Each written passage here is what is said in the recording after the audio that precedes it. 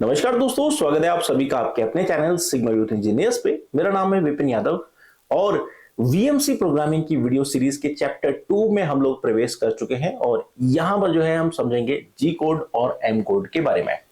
जो प्रोग्रामिंग का बेस है वो आपका जी कोड और एम कोड के ऊपर डिपेंड करेगा, तो ये चैप्टर आप बिल्कुल भी मिस ना करें ताकि जो है आपको कोई भी चीज आगे चल के दिक्कत क्रिएट ना करे।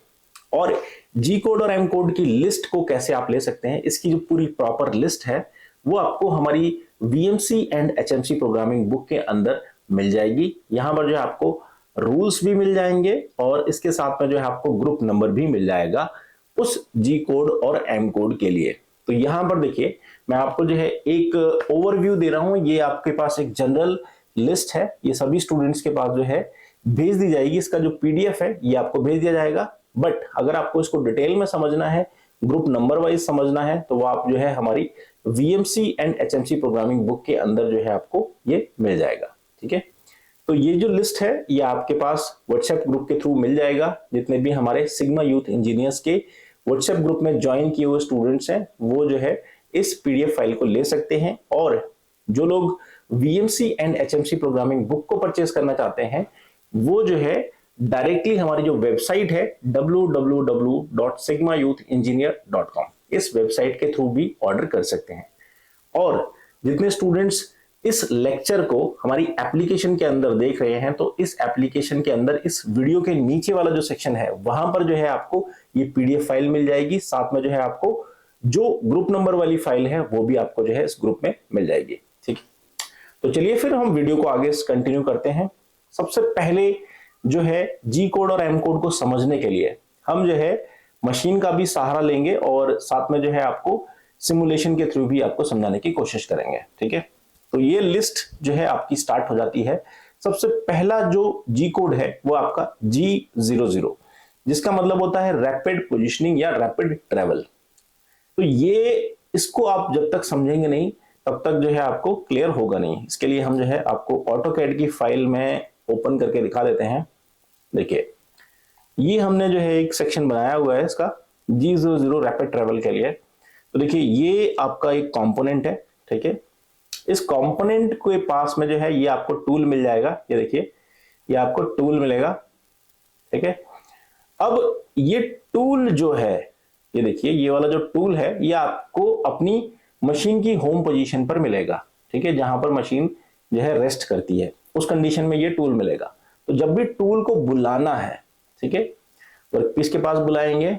जब हमें कटिंग नहीं करनी है तो हम मैक्सिमम तो इसको बुलाने के लिए जो कोड यूज करते हैं वो हमारा G00 रैपिड ट्रेवल। ठीक है, इस कोड का यूज करना है।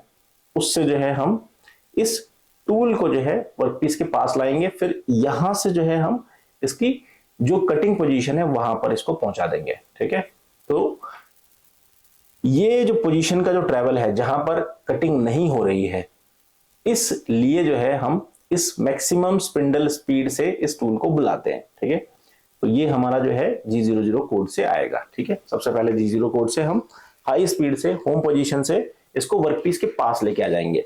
फिर यहां से जब हम कटिंग करना स्टार्ट करेंगे तो हम जो है दूसरे कोड लगाएंगे। ठीक है, तो ये हमारा G00 कोड हो गया। ठीक है, अब जिसको 2D में समझ में नहीं आ रहा है उसके लिए जो है हम इसको 3D व्यू में समझाने की कोशिश करते हैं।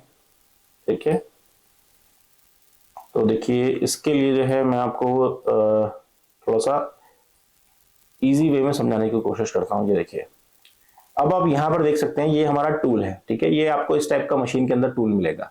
तो ये इतनी दूरी पर है और वर्कपीस यहां पर है आपका। ठीक है, तो अब चूंकि वर्कपीस को पास में लेके आना है तो हम क्या करेंगे, इसको जो है मूव करा देंगे और टूल हमारा मैक्सिमम स्पीड से यहां तक आ जाएगा। ठीक है, फिर यहां से हम जो है स्लोली लेके जाएंगे, धीरे धीरे वो G01 कोड चलाएंगे। ठीक है, तो ये हमारा जो मूवमेंट होता है फास्ट मूवमेंट, इसके लिए हम G00 कोड यूज करते हैं। ठीक है, तो ये क्लियर हो गया आपको।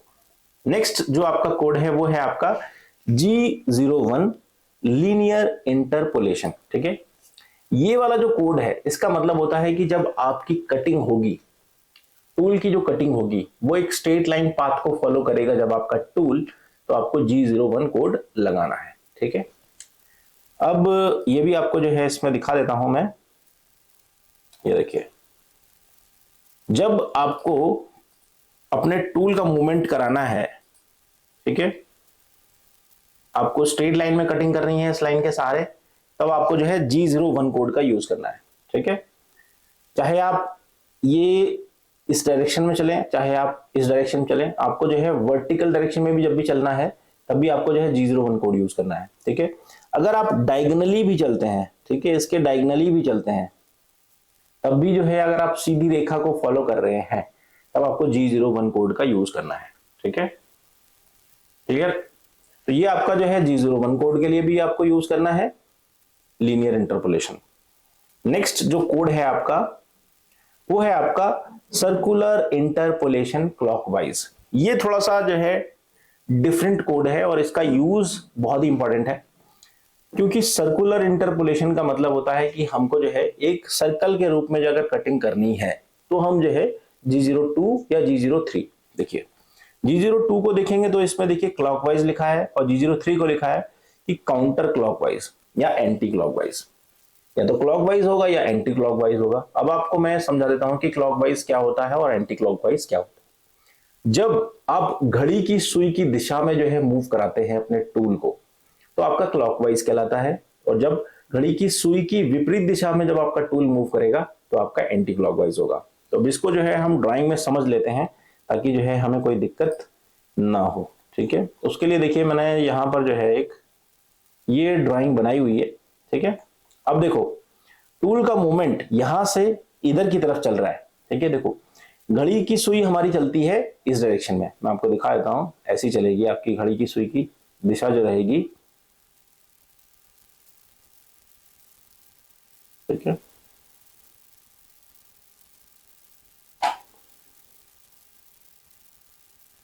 ये देखिए घड़ी की सुई की दिशा ये वाली है। ठीक है, यानी कि घड़ी आपकी इस तरफ चलती है, लेकिन अगर आपका टूल का मूवमेंट, ये आपका टूल है, आप टूल को मूवमेंट कराएंगे। ठीक है, देखिए टूल का जो है कटर आपका जो है घूमता घूमता यहां आएगा और यहां से इधर चलेगा। देखिए नीचे कर देता हूं थोड़ा सा, इधर से ऐसे जाएगा अगर, तो ये आपका एंटी क्लॉकवाइज हो गया। ठीक है, क्योंकि यहां पर घड़ी की सुई की दिशा किधर को है, इधर को चल रही है, ऊपर की तरफ। ठीक है, ये ऊपर की तरफ निशान है, ये क्लॉकवाइज है। लेकिन जब ये टूल आपका यहां से होता हुआ ये अंदर की तरफ चलेगा ऐसे, तो यहां पर जो है आपको G02 कोड लगाना है। ठीक है, क्लॉकवाइज में चल रहा है, यहां से देखिए ये क्लॉकवाइज चल रहा है। ठीक है, यहां पर आपको G02 लगाना है। यहां पर देखिए, यहां पर आपका जो है टूल कैसे चल रहा है, कटिंग करेगा एंटी क्लॉकवाइज, घड़ी की सुई की विपरीत दिशा में मूव कर रहा है। ठीक है, तो ये आपका जो है आपका कहलाएगा एंटी क्लॉकवाइज G03। ठीक है, तो G02 हो गया आपका सर्कुलर क्लॉकवाइज और ये आपका हो गया एंटी क्लॉकवाइज, काउंटर क्लॉकवाइज। ठीक है, तो ये वाला जो कोड आपको लगाएंगे जब टूल का मूवमेंट यहां से करके ले जाएंगे। ठीक है, और अगर टूल का मूवमेंट देखिए, अगर मैं आपको दिखाता हूं, अगर आपके टूल का मूवमेंट जो है, अगर टूल यहां से लाते हैं, इस तरफ से लेके आ रहे हैं और इधर से लेके जा रहे हैं, ठीक है, तो ये घड़ी की सुई की दिशा में घूम रहा है। ठीक है, तब आपको जो है G02 कोड लगाना है। ठीक, और लेकिन अगर आपका टूल इस तरफ से चलता हुआ जा रहा है और यहां से मूव कर रहा है, तब आपको जो है G03 कोड लगाना है। तो ये कंफ्यूजन जो है आपको हो सकती है, इसलिए जो है मैंने यहाँ पर पिक्चर के फॉर्म में जो है आपको ये समझाने की कोशिश की है कि कई बार ऐसा हो जाता है, स्टूडेंट जो है कंफ्यूज हो जाते हैं कि आप जो है टूल का मूवमेंट यहां से करके ले जा रहे हैं और इधर घुमा रहे हैं इसको, तो आपको जो है G03 कोड लगाना है। देखिए यहां से यहां तक आपको 3 कोड लगाना है, क्योंकि ये घड़ी की सुई की विपरीत दिशा में, घड़ी आपकी चलती है ऐसे ऊपर की तरफ। ठीक है, और आप चल रहे हैं इधर से नीचे की तरफ, तो आपको जो है एंटी क्लॉकवाइज यानी G03 कोड को यूज करना है। ठीक है, जब यहां से चलेंगे आप अंदर की तरफ तो आपको जो है क्लॉकवाइज लगाना पड़ेगा। ठीक है, तो आपको G02 लगाना पड़ेगा। ठीक है, और वहीं अगर आप इस डायरेक्शन से आ रहे हैं और इधर से लगा रहे हैं तब आपको जो है एंटी क्लॉकवाइज लगाना पड़ेगा। ये कंफ्यूजन आपको जो है नहीं होना चाहिए। ठीक है, तो G02 और G03 में जो है आपको कोई दिक्कत नहीं होनी चाहिए, बहुत ही इंपॉर्टेंट कोड है ये। अब जो नेक्स्ट कोड है आपका वो देख लेते हैं। वो है आपका डुअल स्टॉप। अब डुअल स्टॉप का मतलब होता है क्षणिक अंतराल, मतलब छोटे समय के लिए जो है आपको अपने टूल को मूवमेंट रोक देना है। ठीक है, टूल का मूवमेंट का मतलब है कि टूल अप डाउन नहीं होगा और सिर्फ जो है रोटेट करेगा। अब मैं आपको इस चीज को समझाता हूं, ये कहां पर यूज होता है। डुअल स्टॉप का यूज हम करते हैं ड्रिलिंग करने के लिए, खास करके जब हम होल बनाते हैं। ठीक है, अब इसके लिए जो है मुझे थोड़ा सा यहां पर जो है मैं इसको आइसोमेट्रिक व्यू में दिखाने की कोशिश करता हूं। ठीक है,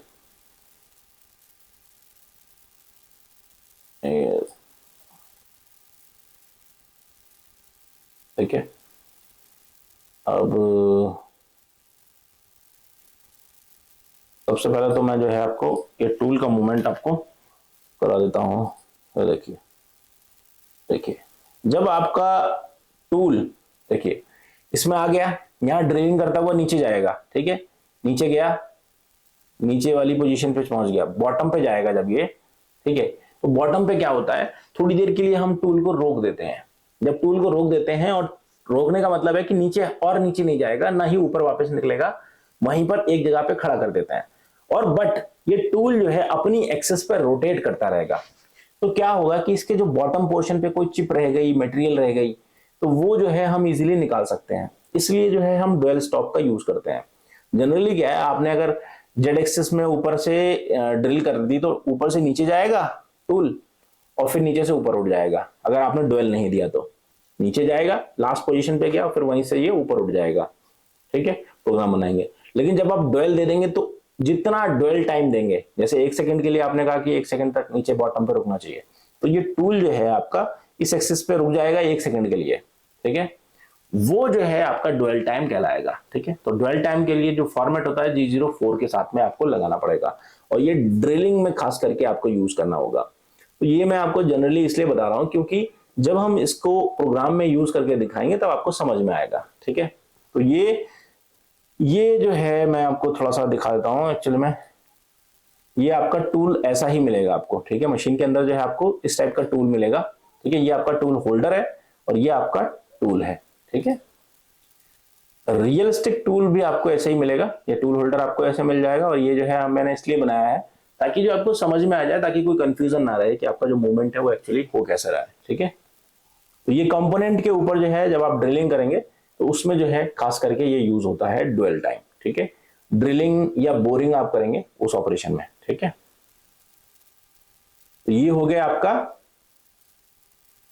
डुअल टाइम। ठीक है, तो ये देखो 1 2 3 4, ये 4 कोड आप ऐसे हैं, इन्हीं के ऊपर जो है आपकी पूरी की पूरी प्रोग्रामिंग डिपेंड करेगी जी कोड्स में। ठीक है, बाकी देखो बहुत सारे कोड्स इसके अंदर अवेलेबल हैं, उसको आप जो है नॉर्मली समझ सकते हैं, बट इन 4 कोड पे जो है आपको पूरी की पूरी प्रोग्रामिंग बनानी है। चाहे आप कैंडिडेट साइकिल यूज करें, चाहे आप मैनुअल प्रोग्रामिंग करें, या फिर आप जो है किसी भी सॉफ्टवेयर की मदद से प्रोग्राम बनाएं। ये प्रोग्रामिंग जी कोड बहुत ही इंपॉर्टेंट है, इसलिए जो है मैंने आपको ये चीज बताई है। उसके बाद देखो G10 programmable data input set offset settings, ये जो कोड है ये होता है मल्टीपल जो वर्कपीस लगा दिए हैं उनको जो है आपको एक साथ जो है ऑफसेट लेना है और आज जो है सबके ऊपर प्रोग्रामिंग करनी है, तो वो जो है आप G10 ऑफसेट सेटिंग से करते हैं। ठीक है, तो इसका भी हम प्रोग्राम बना के दिखाएंगे, तब आपको समझ में आएगा। उसके बाद है आपका G15 पोलर कमांड कैंसिल। अब पोलर कमांड क्या होती है ये चीज देखो मैं आपको बताता हूं। G16 है आपका पोलर कमांड एक्टिव, G16 से पोलर कमांड एक्टिव हो जाएगी और G15 से हो जाएगा पोलर कमांड कैंसिल। इसके लिए जो है हम ऑटोकैड पे आपको जो है कुछ चीजें बता देते हैं। देखिए, जब आप कोई चीज लीनियरली बनाते हैं, एक स्ट्रेट लाइन में बना रहे हैं, फॉर एग्जांपल के लिए मैं आपको जो है एक सर्कल के थ्रू जो है समझाने की कोशिश करूंगा। ये सर्कल आपने बना दिया 220 250, ठीक है, 250 सर्कल का आपने बना दिया। यहां से आपने लाइन ली, स्ट्रेट लाइन लेते हैं, ठीक है, यहां पर आपने एक सर्कल बना दिया 25, ठीक है, इसको जो है आपने एरे कर दिया पोलर, ठीक है। अब इनके बीच का एंगल आपको पता है 60 डिग्री है, ठीक है। ये ऑटोकैड में तो आपने ड्रॉ कर दिया, लेकिन जब आप मशीन में करेंगे तो आपको जो है एक कोड लगाना पड़ेगा, इसको बोलते हैं G16 यानी पोलर कमांड एक्टिव। अब देखो इसमें होगा क्या, मैं आपको यहां पर दिखा देता हूं। एक्चुअल में इसके सेंटर और इसके सेंटर के बीच का जो एंगल है वो 60 डिग्री है, ठीक है। मैं चेक करा देता हूं आपको, ये देखिए 60 डिग्री एंगल है। अब 60 डिग्री एंगल के लिए आपने क्या करना है, अब मान लो एक तो आप जो है होल बना लोगे, ठीक है, आप एक स्ट्रेट लाइन से आप एक होल बना लोगे, उस होल से मान लीजिए आपने ये वाला होल कर लिया, ठीक है, एक होल कर लिया। अब इससे जो है 60 डिग्री पर जो है आपको ये दूसरा होल बनाना है, ठीक है, इस होल के रेफरेंस से आपको ये होल बनाना है। तो 60 डिग्री का एंगल चाहिए, तो इसके लिए जो है पोलर जो वैल्यू है G16 में 60 डिग्री की, वो आपको चाहिए होगी। तो वो हम पोलर कमांड में ये लगाते हैं, तो इसलिए G60 कोड हम यूज करते हैं, 16 सॉरी, ठीक है। ये आप देख सकते हैं G16 है, पोलर कमांड एक्टिव करने का मतलब है इसमें हम एंगल वैल्यू डालेंगे, हम जो है कोई भी चीज बना सकते हैं, ठीक है। और G15 से हम पोलर कमांड को कैंसिल कर देंगे, ठीक है। उसके बाद है आपका G17 XY प्लेन सिलेक्शन।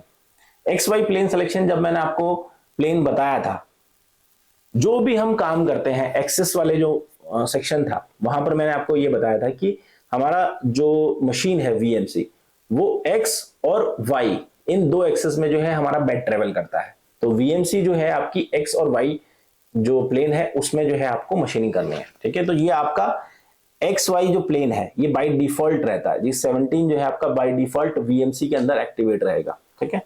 अगर आपको जो है HMC की तरह काम करना है तो आप जो है G18 या G19 कोड यूज कर सकते हैं, ठीक है। तो ये जनरली जो है HMC की तरह जब हम VMC मशीन का यूज करते हैं तो उसके लिए ये यूज होते हैं G18 और G19, ठीक है।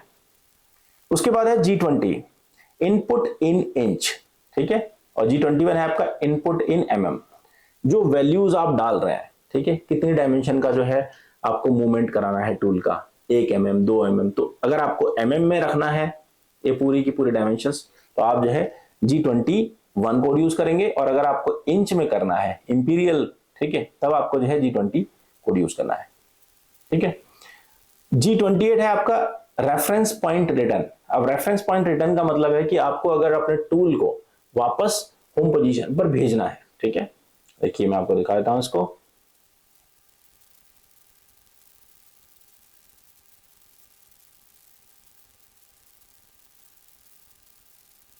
अब देखिए आपने होम पोजीशन से अपने टूल को बुलाया, यहां पर कोई पर्टिकुलर ऑपरेशन किया आपने, ठीक है, आपने कटिंग की या जो भी किया, ठीक है।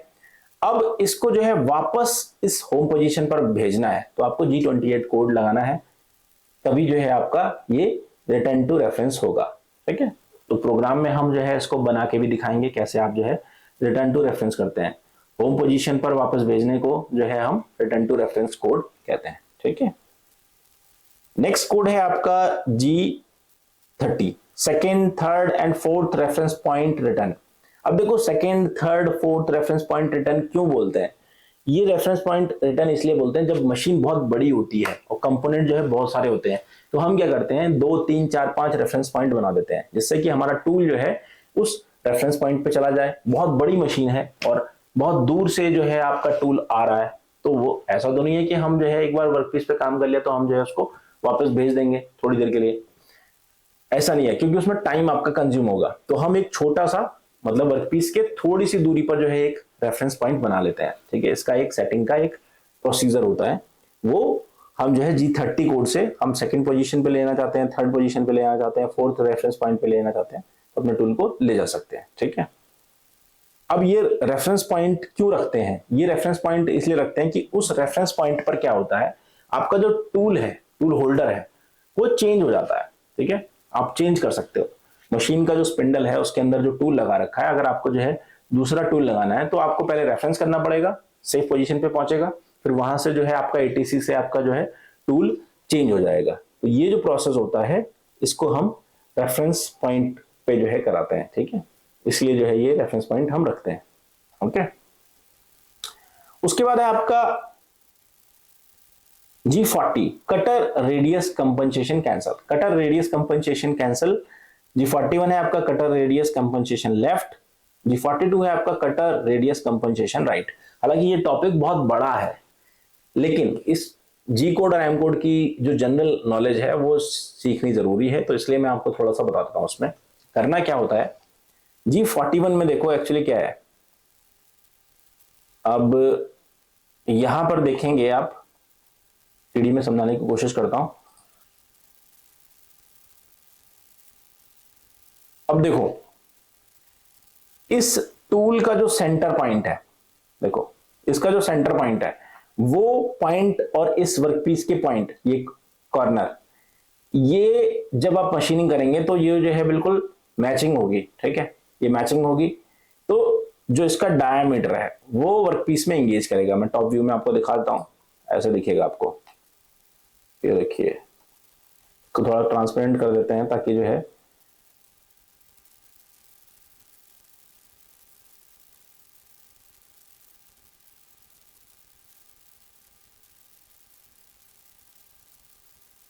ये देखिए, ये इसका सेंटर जो है, इसका डायमीटर इसके ऊपर जो है मर्ज करेगा टूल के ऊपर, ठीक है।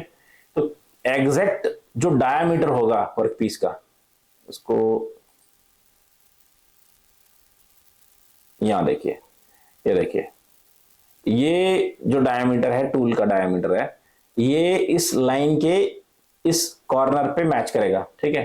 तो ये जो डायमीटर जितना इसके ऊपर ओवरलैप करेगा, इसको ये कंपनसेट कर लेगा। कब कंपनसेट करेगा, जब हम कटर कंपनसेशन लेफ्ट रखेंगे या राइट रखेंगे। लेफ्ट कब रखना है, राइट कब रखना है, ये चीज आपको जो है डिटेल में जब पता चलेगा, जब हम G41 G42 का यूज करके दिखाएंगे आपको, ठीक है। इसके ऊपर एक सेपरेट टॉपिक वीडियो बनेगी, तभी आपको समझ में आएगा। G41 में क्या है, हम उस डायमीटर को जो है वर्कपीस के साइड से लेफ्ट में ले लेते हैं, ठीक है। अब देखो लेफ्ट का मतलब ये है कि मैं आपको यहां से समझाता हूं, इसमें आपको समझ में भी नहीं आएगा, यहां से समझिए। ये देखिए, अब इसका डायमीटर जो है, अगर हमने इसके पॉइंट और इसके पॉइंट को मैच कर दिया तो देखो ये ओवरलैप कर रहा है कटर। ये ओवरलैप ना करे इसके लिए हम क्या करते हैं, इसको कंपनसेट कर देते हैं। कंपनसेट लेफ्ट कर दिया तो ये जो वर्कपीस के लेफ्ट साइड में जो है ये इस डायमीटर से लेफ्ट हो गया, ठीक है। तो इसका सेंटर यहां पर, इसका सेंटर यहां पर, लेकिन इतनी जो दूरी है इसने, ये जो रेडियस है, ये इसने अपने आप को इससे लेफ्ट कर लिया, इसने कंपनसेशन लेफ्ट कर लिया। जब हम इसके बाहर से कटिंग कर रहे हैं, ठीक है, यहां से कटिंग करते हुए ले जाएंगे तो ये जो है कटर कंपनसेशन लेफ्ट का मतलब है ये कि वर्कपीस इधर हो जाएगा अपने, ठीक है, वर्कपीस से टूल साइड में हो जाएगा, लेफ्ट की साइड हो जाएगा। और जब हम मशीनिंग इस साइड से करेंगे, ठीक है, यहां से करते हुए ले जाएंगे टूल को, ठीक है, यहां से ले जा रहा है, ठीक है।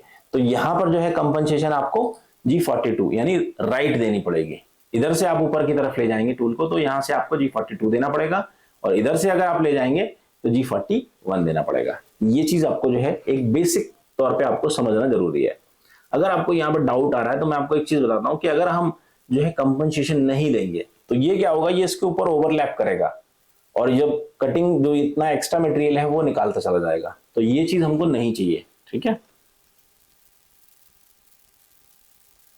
इसलिए जो है हम कटर कंपनसेशन लेफ्ट और राइट देते हैं, ठीक है, G41 42।